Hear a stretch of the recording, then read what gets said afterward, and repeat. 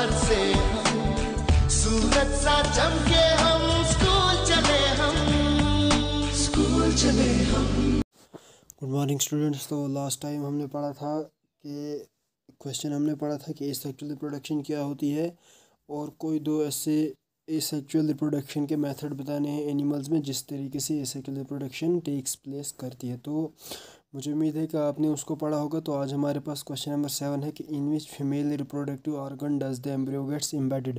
कहता है कि फीमेल रिप्रोडक्टिव ऑर्गन में किस जगह पर जो एम्ब्रियो है उसको एम्बेड किया जाए, उसको डाला जाता है, या किस जगह पर फीमेल रिप्रोडक्टिव ऑर्गन्स में एम्ब्रियो पाया जाता है। तो इसका सोल्यूशन है in the female reproductive organ the embryo gets attached to the uterus. कहता है कि फीमेल रिप्रोडक्टिव ऑर्गन्स में जो एम्ब्रियो है वो यूटेरस के साथ अटैच होता है। वो हमने पढ़ा था कि फीमेल रिप्रोडक्टिव ऑर्गन्स में 3-4 पार्ट्स होते हैं, तो उसमें से एक यूटेरस है, तो वहाँ पर ये पाया जाता है, अटैच होता है, उसके साथ एम्बेड किया जाता है। एम्ब्रियो जो है वो यूट्रस के साथ पाया जाता है। और लिखा है वंस इट गेट्स अटैच्ड, जब एक बार ये अटैच होता है, there occurs the formation of body parts like legs, hands, eyes etcetera. कहता है कि जब एक बार ये अटैच हो जाता है यूटेरस के साथ एम्ब्रियो, तो उस वक़्त फिर बॉडी पार्ट्स का बनना शुरू हो जाता है, जैसे टांगें हो गई,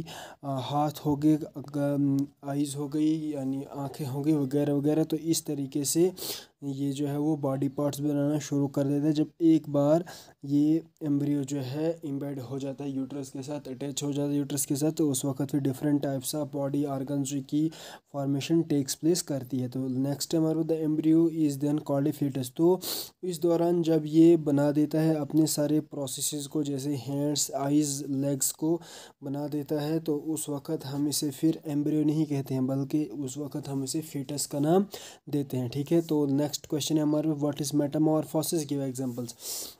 मेटामॉर्फोसिस हमने ऑलरेडी यूनिट में पढ़ लिया है, तो थोड़ा बहुत इसको पढ़ लेते हैं हम। लिखा है it is defined as the process in which an animal's body structure abruptly changes through cell growth and differentiation. कहता है कि ये एक ऐसा प्रोसेस है, या मेटामॉर्फोसिस को हम इस तरीके से डिफ़ाइन कर सकते हैं कि ये एक एनिमल बॉडी के स्ट्रक्चर में एब्रप्टली यानी बहुत जल्दी, एब्रप्टली होता है ड्रास्टिकली यानी सडनली जो चेंजेस आती हैं थ्रू सेल ग्रोथ की वजह से जो एनिमल बॉडी में जो चेंजेस आती हैं, तो और उसमें जो डिफ्रेंशिएशन आती है by the process of cell growth, तो उस हिसाब से भी उसे हम मेटामॉर्फोसिस कहते हैं। सिंपल आप याद रख सकते हो कि मेटामॉर्फोसिस उस प्रोसेस को कहा जाता है जिस प्रोसेस से एक एनिमल्स की बॉडी में चेंज आता है।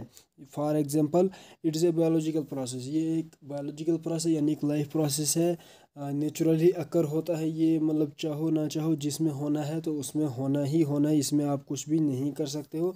एग्जांपल्स ऑफ दिस काइंड और फ्रॉग एंड इंसेक्ट्स, और इसकी एग्जांपल जो है ये आपके पास फ्रॉग्स के एग्जांपल हैं, मेंढक के एग्जांपल है, और कीड़े मकोड़ों के एग्जांपल्स हैं। यानी फ्रॉग जब अर्ली स्टेज में होता है तो उस दौरान आपने देखा होगा, मैंने आपको पढ़ाया था कि सबसे पहले एग्स आते हैं, उसके बाद अर्ली टैडपोल्स आते हैं, उसके बाद लेट टैडपोल आता है, लास्ट में हमारे पास एडल्ट फ्रॉग होता है। तो इस तरीके से हमारे पास जो लाइफ साइकिल ऑफ फ्रॉग है उसमें मेटामॉर्फोसिस का प्रोसेस होता है। The transformation of larva into an adult through drastic changes is called as the metamorphosis. ये भी आप याद रख सकते हो जो मैंने आपको पढ़ाया है।